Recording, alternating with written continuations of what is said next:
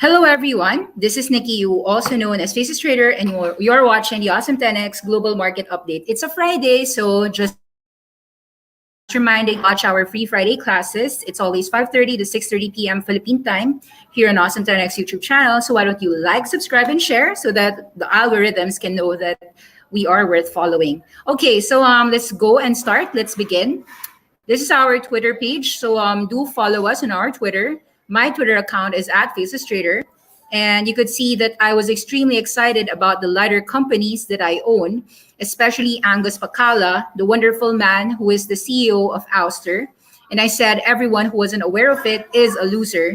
And we bought some at 1035 and 1080 last night when it was getting crushed, only to see that, of course, the future of autonomy, the NVIDIA partner, the Amazon Robotics partner, the Honeywell partner, the Postmates, Microsoft, Google, Siemens, Qualcomm, NVIDIA, Daimler, the Waymo, all of the luminaries, the big tech, are all involved with CLA. It is an awesome 10x inner pick.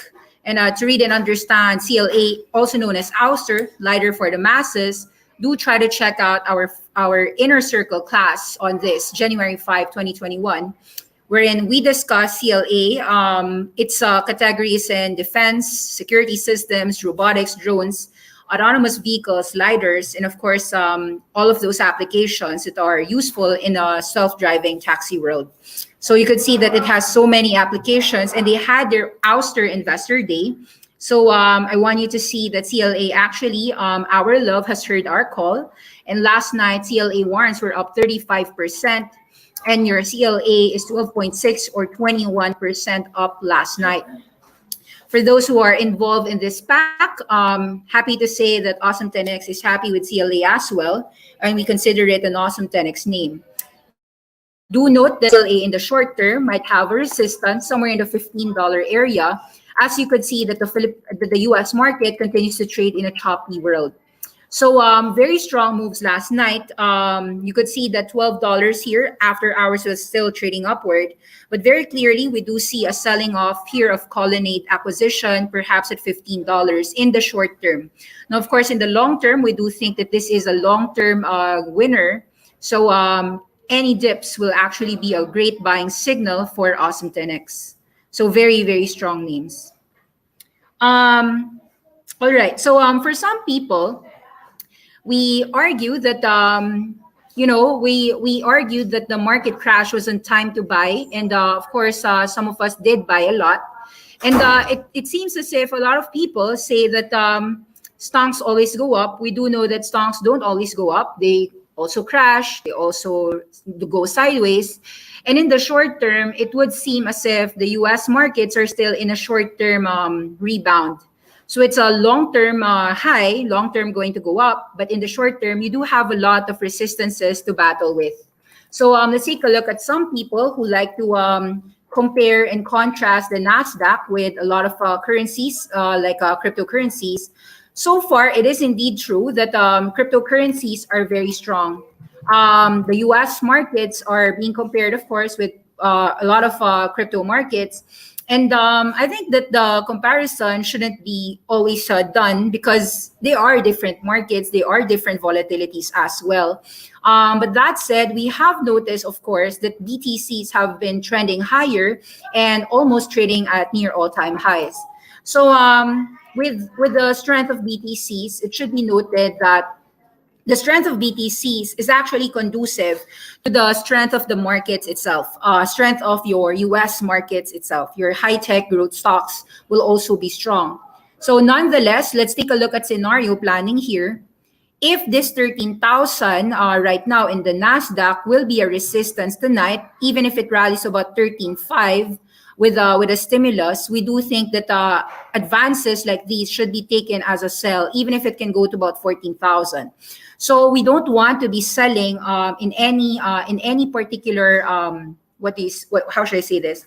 You don't want to sell on any downturn. You want to sell on upturns. So as high as it goes, let's see whether you have to raise some cash, whether it goes to about 13,000 tonight, further up to about 13.5 or even at 14,000.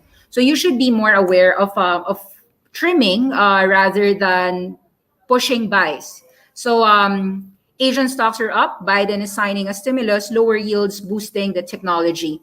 So it's good to see that the technology names are back in the upturn, but do be aware that this upturn might be short-lived. So it could be a consolidation. Perhaps a consolidation to the downside is muted with a lot of your risk on indicators, of course, going up.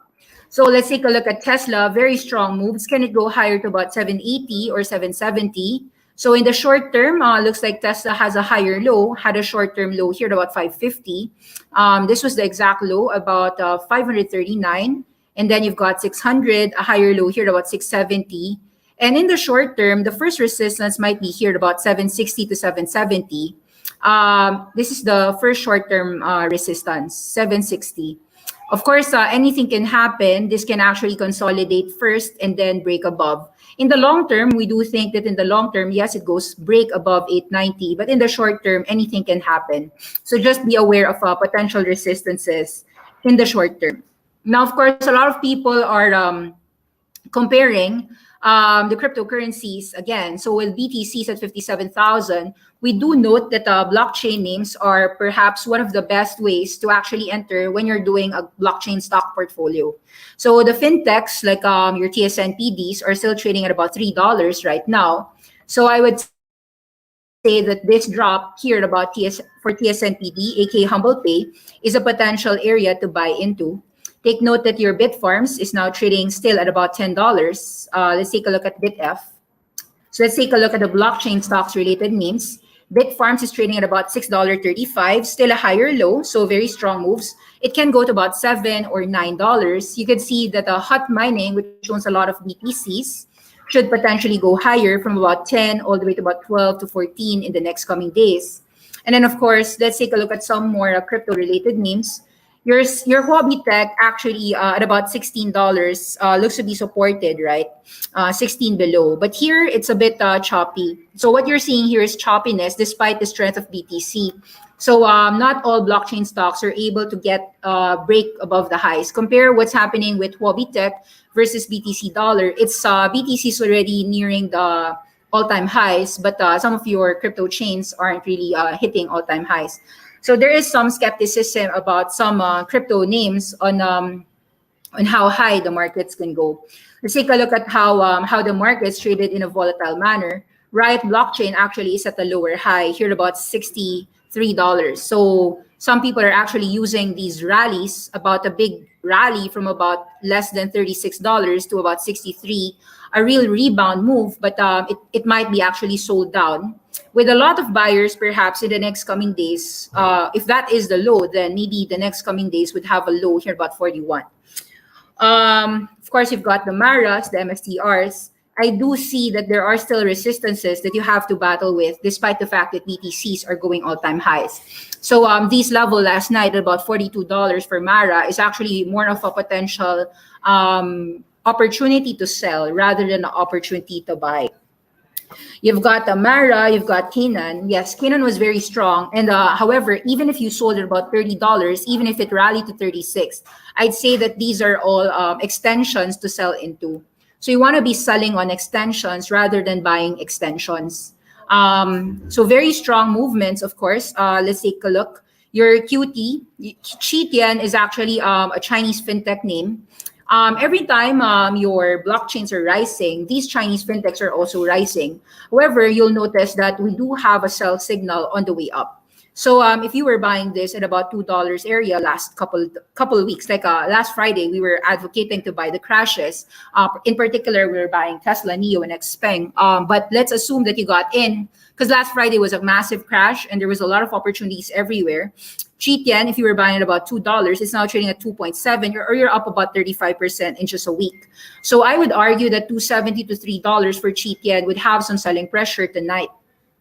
Your JFU and EBON might have rallies, yes, but be careful on the way up. So this is not a non-resistance rally.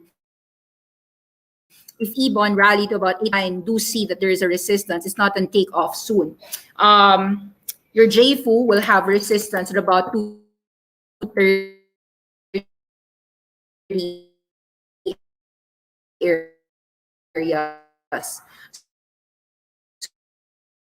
tonight or next week, I'd say that about 230 to 250, there will be some resistances on the way up.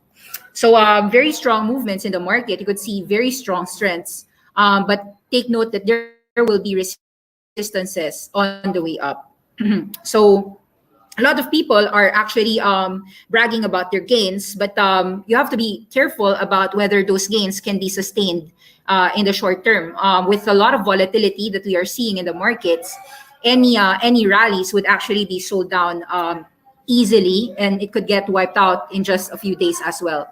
So take opportunity to be selling on the way up. So whether you've caught the lows of Serens, our favorites, right? Buying here at about 88, but selling here at about 113 all the way to 120.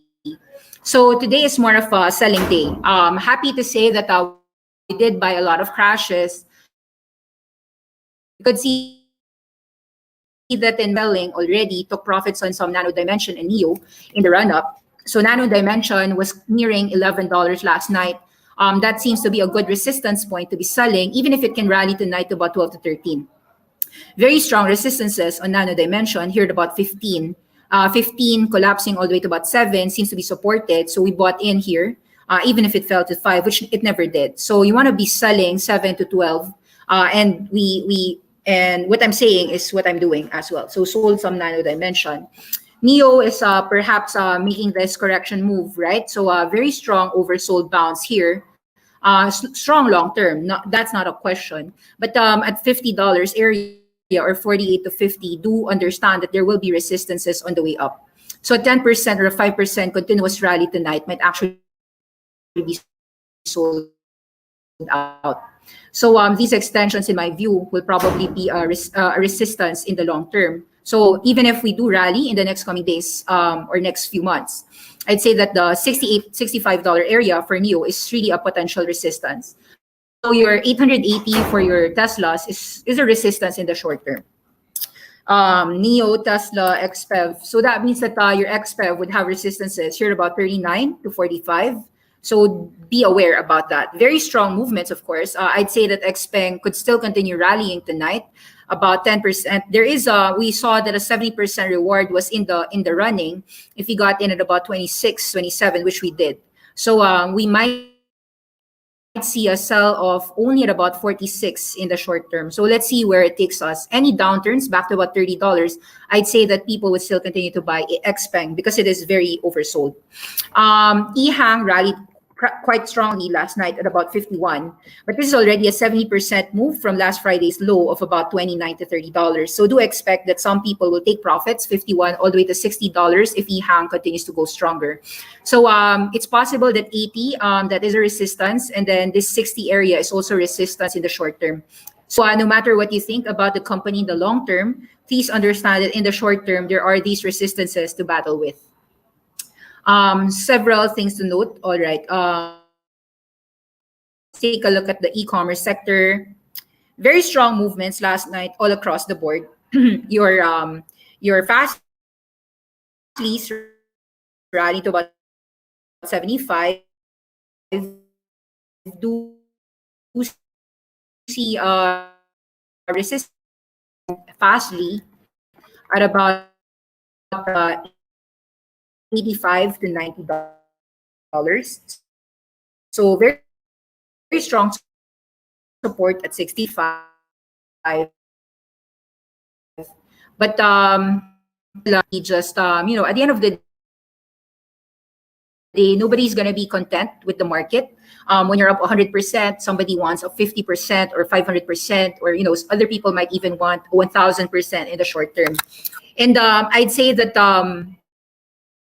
that could be fine in the past, but in the short term right now, you do see a lot of potential headwinds that you can't just ignore. So here in FASI, very strong resistances at 95. Do see 85 as a first resistance. If you got in at about 66 area, 65 area here, you should be aware that any rallies back to about 85 to 95 should be resistance area. Nonetheless, should you be a chicken little in everything? I'd say no. You don't have to be a chicken little in everything. There are some still oversold names that are yet to rebound. An example would be companies like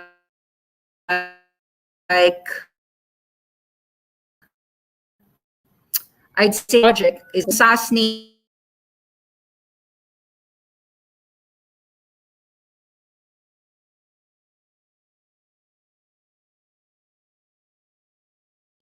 actually that you're willing to average down if the market dip down. Like example, there are SPACs that are $10. I'd say that not all SPACs are able to rally yet. So you've got AACQ still trading at about $10.70. These are potential oversold counters that can go up as high as 12, at least a 20% rally. At here at about 10.78, could still rally to about $12. I'd say that from an oversold perspective, your AHAC is still trading at $11. Here, 11.50 can rally to about 13. In general, there are SPACs that you have to be unloading. An example of a SPAC that you should be unloading would be prior SPACs, like maybe Laser. Compare Laser versus your Ouster. Here for Laser, I'd say $28 to $30 would still be sold off. The $33 mark here is really a sell-off area. I'd say that these are still continuous sell-offs. For digital advertising, by the way, I do think that there's extensions that you have to sell into. Your Magnite at $60 is a real top. It's still loading. Let me load it out. You guys are still there, right? Okay. Yeah. So the market will test whether you know how to do your fundamentals, right? So it's not about just it's not also about just fundamentals, but also asking the market is asking you whether you're fluid with your exposures. Do you know how to go cash exposures, or do you have to go margin? That's really what the market is asking you to be aware of. So it's not about being a chicken or being a pig. It's really about being human, allowing yourself to have drawdowns in some companies that you believe in, knowing that, hey, I might not be able to get by the bottom, but at these levels, I'm really willing to buy in. Let's say you were buying C Limited at 220. It crashed as low as 206, and then last night it rallied to about $240, I think, or 236. It could rally further out tonight to about 250 or 260, but you should be aware that it might not break above 280 anymore. So no matter how much you like C Limited, when you were buying 220, you should be willing to buy that. So it really is about the chart. It's actually your exposure. So while the market is still consolidating right now, you'd see that there are winners. And last night, the Flintstones era, I'd say that in the Awesome 10X, we do have some Flintstone categories that we do love. So example, we did Macy's and Nordstrom and Funko and Disney. And so far, Funko is actually trading at $17.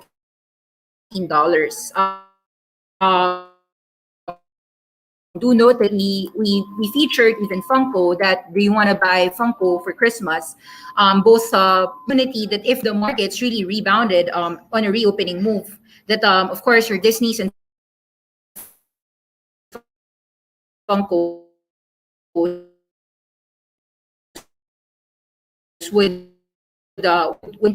side participate in the 2020 rally.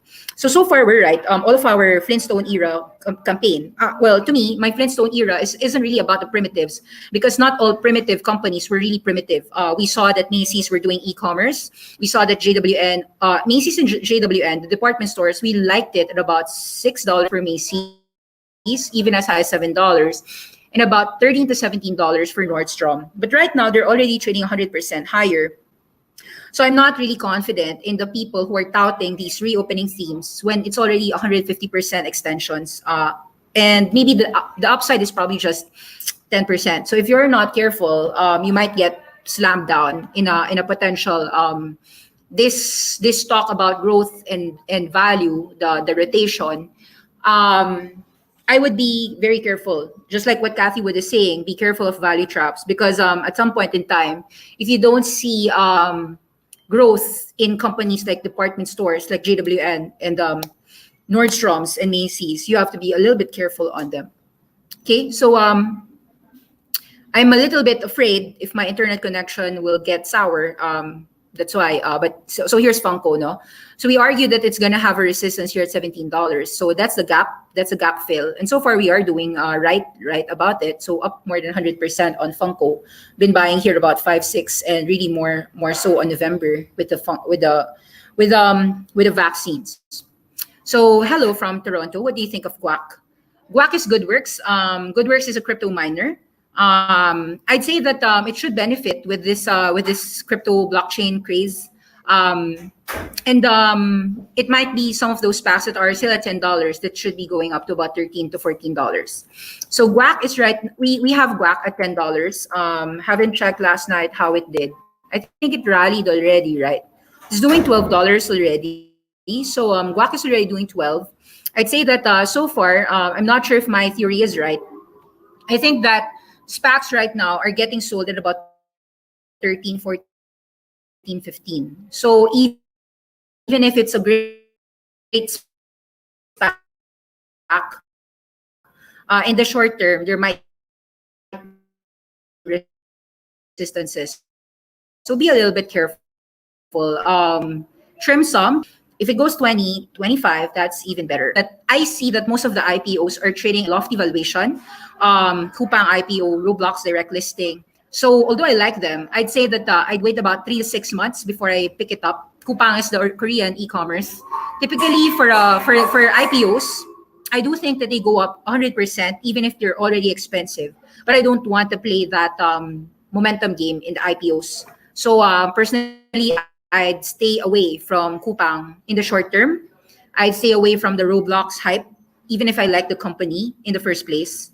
I like the companies, but I'd stay away from them at the short term. Maybe 3 months from now or 6 months from now, if they drop like Affirm did. Affirm has dropped to about $70 to $80, by the way. So I'm more confident of buying Affirm, max left in, here about $70 to $80. Think that it goes back to $100. So in the short term, you do have these resistances at 90 to 100. But take note that it's still way oversold. So I'd say that this has leeway to go higher than lower. So resistance. Pintuatuo has resistance at 170. Baidu, I'm more confident that it might go 300 further. Hi, Nikki. Yeah, so Coupang, I already answered. I think that it's a great IPO, but it's expensive.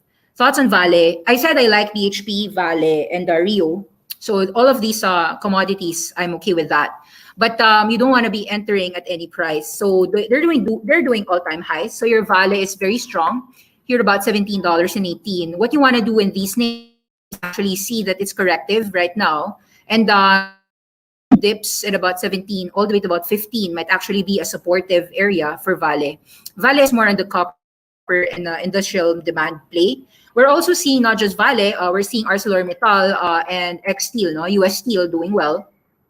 We were confident on ArcelorMittal here at about $20, seeing the demand of steel in many industries like wind turbines and the clean energy space.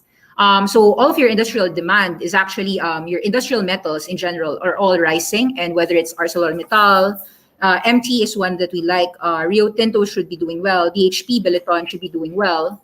So these are doing so well, no? BHP, Vale. In general, the sector is okay. I'm okay with the sector. Just be careful about entering at any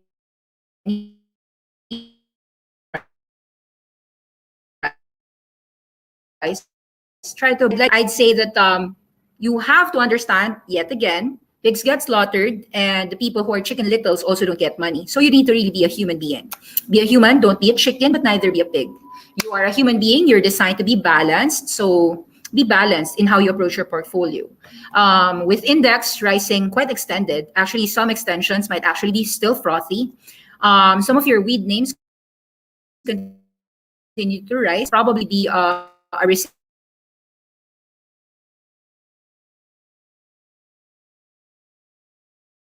to some of these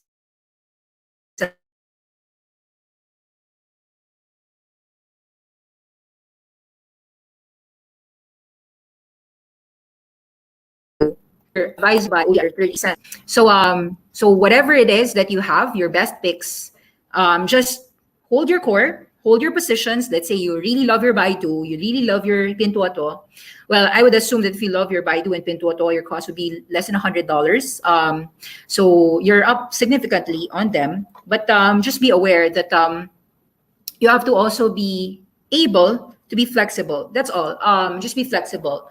Markets can go all-time highs. I agree, but how you manage your portfolio, whether it's an all-time high or an all-time low. Actually, it's not an all-time low, by the way. The market just had a correction. Whether the markets crash 25% or lower, what I want all Awesome 10X investors to do is to be very much in the buying spree when the crashes come.